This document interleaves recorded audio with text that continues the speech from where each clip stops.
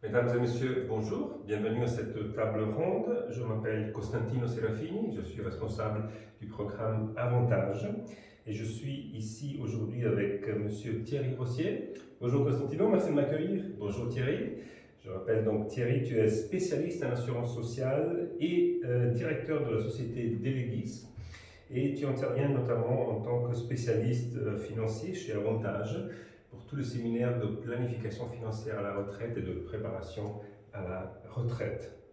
C'est ça, et d'ailleurs je reviens d'un petit séminaire qui se déroulait à Fribourg de ce matin. Ah, c'est parfait, merci. Donc aujourd'hui, on va parler de quelques modifications qui sont intervenues suite à la votation sur l'AVS. Donc tout d'abord, peut-être une petite question qui me vient comme ça spontanément. Comment a évolué l'âge de la retraite pour les femmes depuis la création en 1948 ?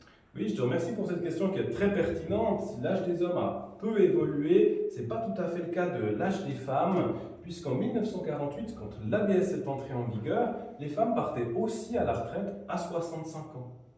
En 1957, on a diminué l'âge de la retraite des femmes à 63 ans, et en 64, une deuxième fois, où elles partaient à 62 ans. C'est remonté en 1997 à 64 ans, donc l'âge qu'on connaît aujourd'hui, pour repasser prochainement à 65 ans. Donc on a vraiment fait le yo-yo.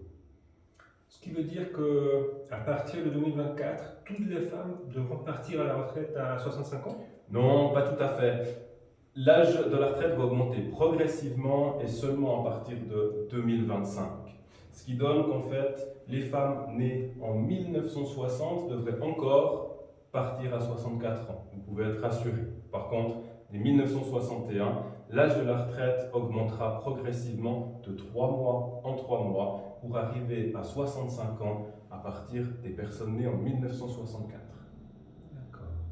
Et est-ce que par rapport à ça, est-ce qu'il y a ce qu'on peut appeler un lot de consolation ? Qu'est-ce qui est prévu pour les femmes qui sont proches de cet âge de la retraite ? Oui, tout à fait. Il y a deux sortes de lots de consolation. Le premier, c'est qu'en fait, on va donner un supplément de rente qui peut aller jusqu'à 160 francs par mois. Ça dépend bien entendu de votre année de naissance, mais aussi des revenus que vous avez eus au cours de votre carrière.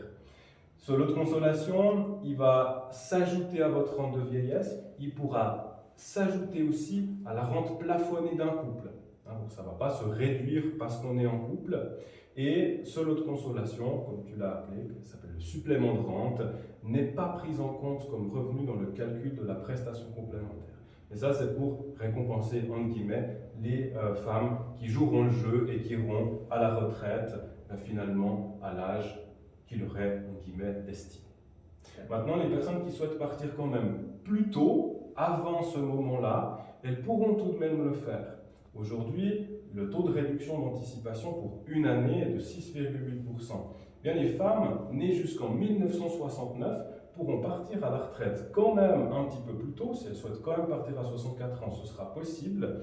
Et la réduction de rente dans ce cas-là sera entre 0 et 3,5% selon leurs revenus. Donc certaines personnes pourront même partir quand même à 64 ans, jusqu'en 1969, et ne pas avoir de réduction.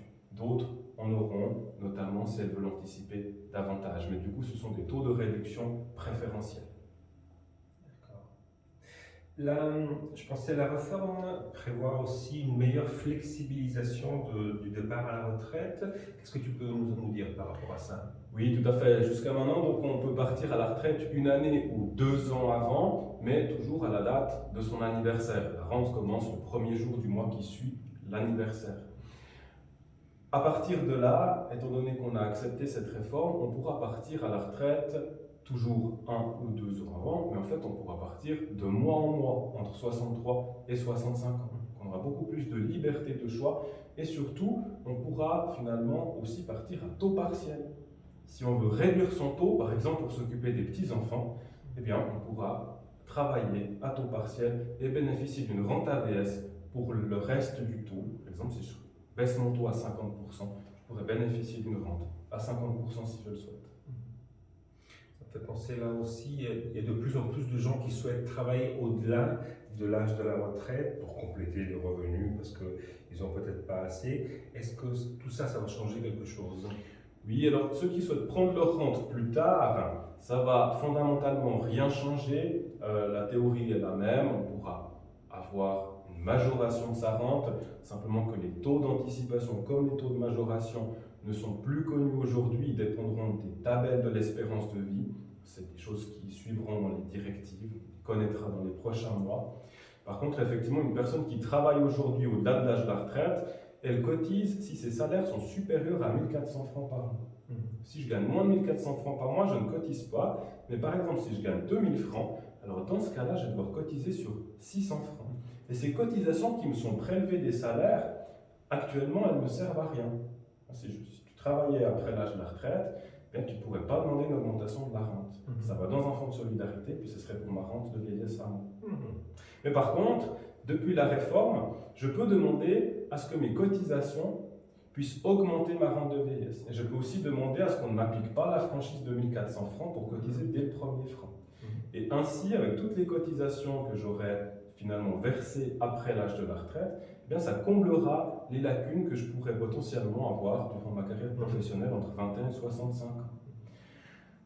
Attention, vous avez droit qu'à un seul joker, c'est-à-dire vous pouvez demander à la caisse AVS une seule fois qu'elle augmente votre rente. Il vaut donc mieux attendre le moment où vous avez vraiment plus envie de travailler pour demander à la caisse d'augmenter votre rente. D'accord. Un point aussi très très important quand on pense au parcours des personnes où effectivement il y a des interruptions ou bien les études qui font qu'on rentre beaucoup plus tard avec les cotisations. Ça permettra au moins de compenser, de compléter un peu les rentes. Absolument. Par exemple, les personnes à taux partiel, les personnes qui sont restées à la maison un moment pour s'occuper des enfants ou tout simplement qui n'ont pas fait toute leur carrière en Suisse. Très bien. On a parlé jusqu'à ici des personnes qui sont actives professionnellement. Je pensais aux personnes qui sont bénéficiaires du chômage en particulier. Tu le sais, Avantage est aussi engagé dans des formations, dans du suivi des chômeurs de plus de 50 ans avec des programmes cantonaux. Par rapport à ça, qu'est-ce qui se passe pour les femmes qui sont dans cette tranche d'âge et qui se trouvent en situation de chômage? Oui, ma foi, les femmes dans cette tranche d'âge devront quand même partir à la retraite plus tard si elles sont concernées. Le risque, c'est qu'effectivement, leurs droits au chômage ne les suivent pas jusque-là.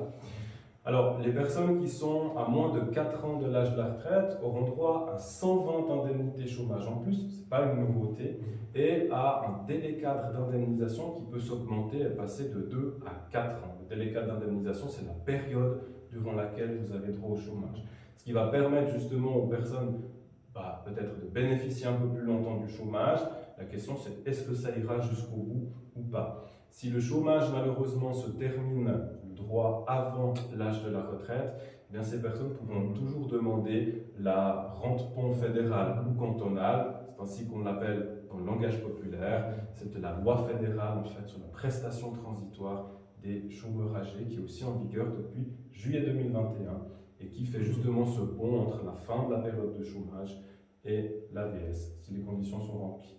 Ce qu'il faut aussi peut-être dire, c'est que depuis 2021 également, les personnes qui sont licenciées et qui avaient 58 ans à ce moment-là peuvent demander à rester affiliées dans la caisse de pension de l'ancien employeur.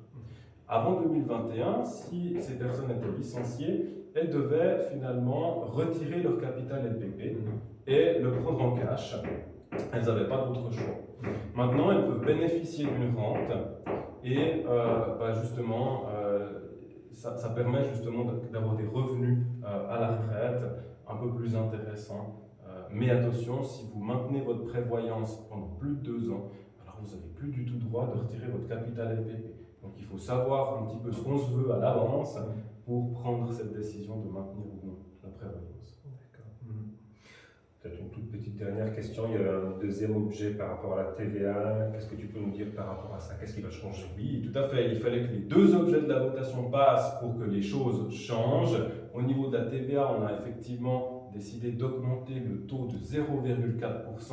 Ça va donc passer de 7,7 à 8,1%. Et le taux réduit ainsi que le taux spécial pour l'hôtellerie, lui, n'augmente que de 0,1%. Alors on est rassuré, on pourra normalement partir en vacances avec à peu près les mêmes frais. C'est une bonne nouvelle, au moins ça. Très bien. Voilà, nous arrivons au terme de cette présentation. J'aimerais d'abord te remercier Thierry pour ces importantes informations. Merci à toi de m'avoir permis de partager ces choses. Merci beaucoup. Donc je rappelle que tu es spécialiste en assurance sociale, directeur de la société Delegis et que tu interviens pour Avantage dans tout ce qui est formation pour la préparation à la retraite et planification financière de la retraite. Merci. Merci beaucoup.